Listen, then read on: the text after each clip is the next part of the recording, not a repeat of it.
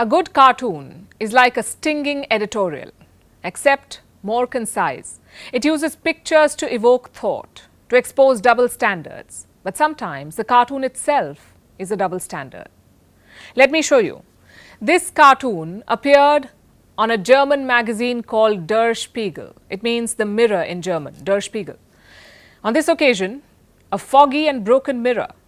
The subject is clear. It's about India's population overtaking China's. But look at how it's been depicted. India is the overcrowded train with people hanging outside the compartment. And China? China is a sophisticated bullet train. It's falling behind, but it appears unbothered. Just like the subject, the message is also clear. China is economically advanced while India is backward. Many people on the internet have called this cartoon racist, and we agree. The India of 2023 is not about run-down trains with people on the roof. It's about modern, sustainable machines. Some, like the Vande Bharat, can rival European trains. But why care about the facts? Why bother with accuracy when you can peddle prejudice? One Twitter user laid out the numbers. In Germany, only 61% of train routes are electric. Guess how much it is in India? 85%. In fact, Germany's target for 2030 is only 75%. But like I said, why care about the facts? Cartoons are supposed to be subtle yet accurate. This one is neither. It's a crass attempt at peddling old and racist ideas about India. Remember the snake charmer stereotype? Well, this is no different. And the Western media keeps doing it again and again. Let me show you another cartoon from 2014. It's from a repeat offender, the New York Times. This was around the time India had completed its mission to Mars. Look at how the NYT depicted it. A man with a cow knocking on a door. Inside the building, it says Elite Space Club.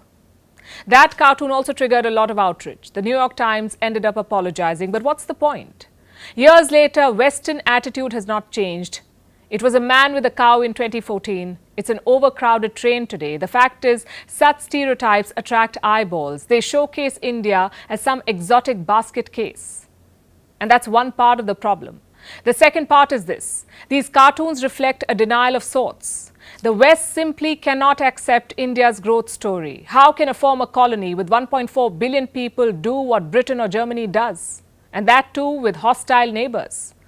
That too without Western help. How can India do it? The idea is unacceptable for Western journalists and publishers. Hence these cartoons.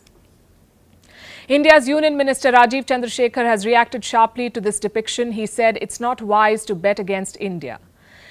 He's also said that India's economy would soon be bigger than Germany's. Now, I know what some people will say. Why bother responding to such cartoons? Why not ignore them altogether? Well, I'll tell you why. Because this is how perceptions build.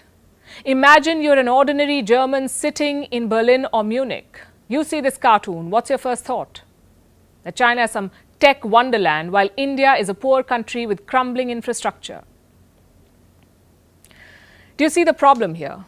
You expect this sort of propaganda from China's state media, in fact, even from the Chinese government. Last week, they were asked about India overtaking China's population. Do you know what the reply was? It's about quality, not quantity, they said. If you could convert those words into a cartoon, it would look like this one, the same one that Der Spiegel published. You see, China is working overtime to change the narrative around this news. They have two objectives here. One is to hide their own demographic slowdown, their aging population. The second is to discredit India's rise. And unfortunately, the West has fallen for it. Let's face it, this is not just about India versus China. It's about two different approaches to economic development and growth. India represents democracy. It shows that democracy may be slow, but it can deliver. China, meanwhile, represents autocracy. It sacrifices freedom for growth. The question is, which one would you prefer? I know what the 2 million Uyghurs in China's labor camps will say. I also know what 7 million Tibetans will say, and the ethnic Mongols and the ethnic Kazakhs. China's growth is built on the grave of freedoms and human rights. Is that the sort of growth Western magazines want to applaud? And if so, it's their editorial call, but at least represent the truth about India. Don't peddle racism to sell your copies.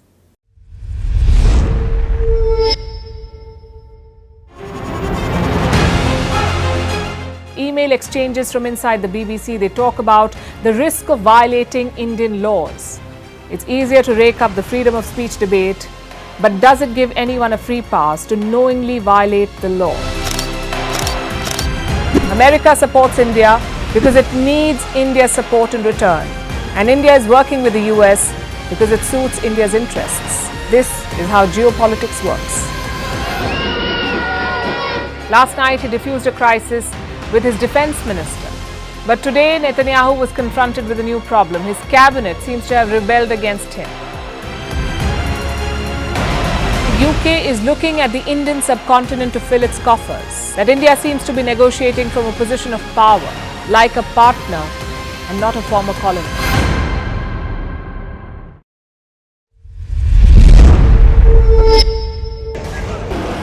And there they go. It looks like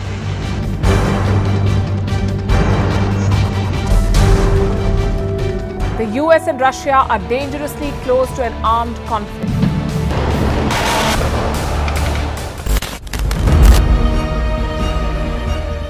This year, 2023, New Delhi will be the capital of global diplomacy. For a country as diverse as ours, with 88% of the population illiterate, it was a very big deal to write a constitution, and that too, the world's largest. Meanwhile, if we may, here's a Republic Day gift from India for the BBC. A list of suggestions for the BBC for their upcoming documentaries. Number 1, the Kohinoor and the colonial loot. Number 2, an outdated monarchy and unhealthy obsession with the royals. Number 3, racism in 2023. We're waiting.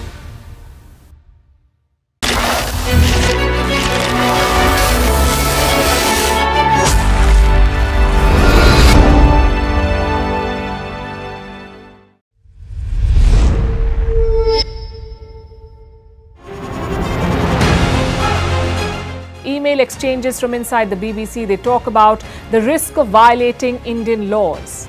It's easier to rake up the freedom of speech debate, but does it give anyone a free pass to knowingly violate the law? America supports India because it needs India's support in return. And India is working with the US because it suits India's interests. This is how geopolitics works. Last night, he diffused a crisis with his defense minister.